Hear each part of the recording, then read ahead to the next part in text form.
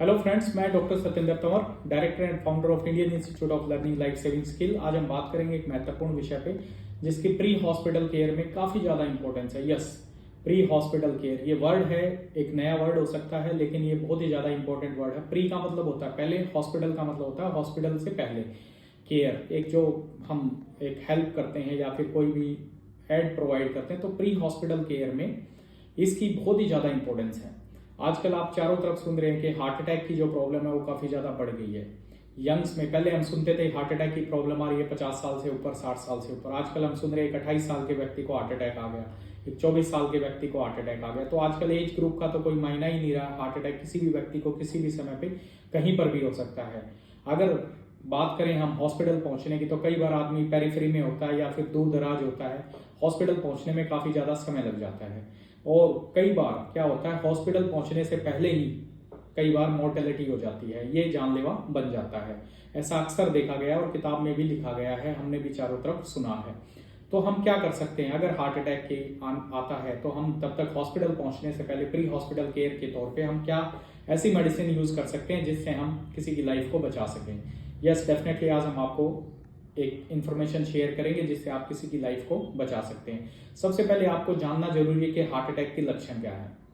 Heart attack में क्या होता है, हार्ट हमारा लेफ्ट साइड होता है, लेफ्ट साइड पेन होता है, वो लेफ्ट हाथ की तरफ जाता है, यानी बाएं हाथ की तरफ, उंगलियों की तरफ दर्द जाता है। और ये कई बार दर्द ऊपर तक जाता है, जबड़े तक, और नीचे कई बार एम्बेलिकस यानी नाभि तक हमारे कई बार ये दर्द जाता है। इसमें तेज पसीना आता है, मानो किसी ने छाती पे बहुत ज्यादा वजन रख दिया हो, और हमारा हाथ ऐसे हो जाता है, ऐसे ऐसे करके हमें ऐसे दर्द होता है, ऐसे ऐसे ही रहेगा हमारा हाथ। कभी भी हम उंगली करके दर्द नहीं बता सकते, हार्ट का जो दर्द होता है ऐसे करके नहीं बता सकते कि दर्द यहाँ हो रहा है, ऐसे रहेगा हमारा हाथ। डिफ्यूज पेन होता है, ठीक है। रेट्रोस्टर्नल, खाना खाने के बाद कई बार बर्निंग होती है, उल्टी का मन करता है, घबराहट होती है, पसीना आ जाता है एकदम। सर्दियों का मौसम भी हो तो भी हमें बहुत तेज पसीना आ जाता है, कई बार ऐसे हार्ट अटैक में हमें ऐसे लक्षण होते हैं। ये तो हो गया पुरुषों में। पुरुषों में क्या होता है, टिपिकल चेस्ट पेन होता है, लेकिन जो महिलाएं होती है उनमें होता है angina equivalent. Yes, angina equivalent. Angina का मतलब होता है दर्द, इक्विवेलेंट मतलब उसके सादृश्य में जो वैसा ही कुछ ऐसा दर्द होता है, जैसे घबराहट हो गई, पसीना आ गया, खाना खाने के बाद पेट फूल गया, तो ऐसे कुछ लक्षण होते हैं। लेकिन जब हम ईसीजी करवाते हैं हॉस्पिटल पहुंच के, तो हमें पता चलता है कि हार्ट की प्रॉब्लम आई है, या फिर हार्ट अटैक आया है, या फिर हार्ट अटैक पहले आ चुका है, हमें ऐसा पता चलता है।